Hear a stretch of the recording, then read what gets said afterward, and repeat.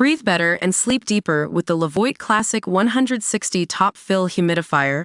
Don't wait. Check out the link in the video description to get your Levoit Top Fill Humidifier on Amazon today and enjoy a healthier, more comfortable home. Hey there, football fans! Welcome to the Gridiron Gazette channel.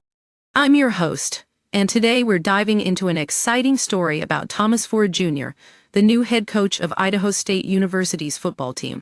Ford's journey is one of perseverance and dedication. He was just 25 years old when he started his coaching career, working as a graduate assistant at New Mexico State University. But it wasn't until he landed an internship with Oregon State University that things started to take off for him.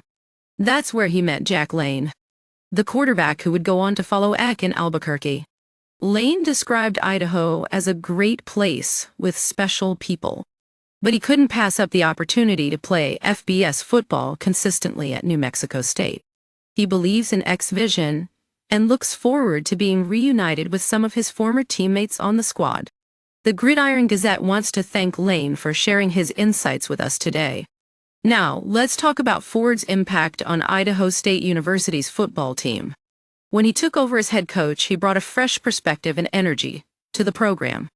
One of the first moves he made was hiring former Boise State quarterback Alex Lyman's protege, 2023 starter, Hayden Hatton's rival quarterback Jack Harris's fellow Wyoming alum and current Boise State backup QB Jake Johnson's.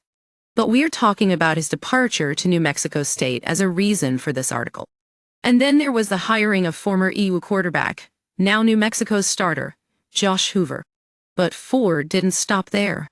He brought in talented coaches like former Oregon State receivers coach and current Boise State wide receiver coach, DJ Fornell.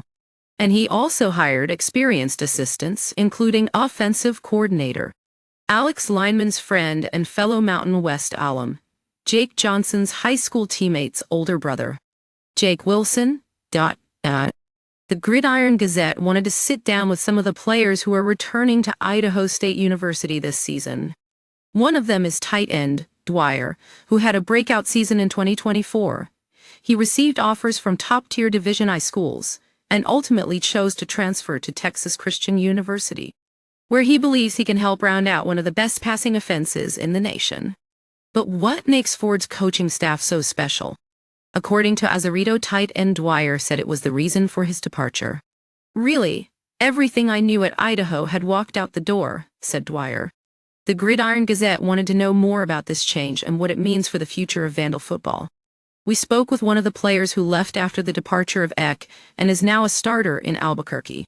He described Idaho as a great place with special people, but also mentioned that he was really happy to see the culture change. But we didn't hear back from him, so I have no idea how he feels about it. But that's what made me reach out to Azarito tight end Dwyer and see if he had any thoughts on this. So here is what he had to say. "I love and appreciate all the fans that pack the dome and support us week in and week out," said Dwyer. "I remember what those crowds looked like my first 2 years here, and I do not want to ever go back to that. Idaho is a program that needs to be winning and successful.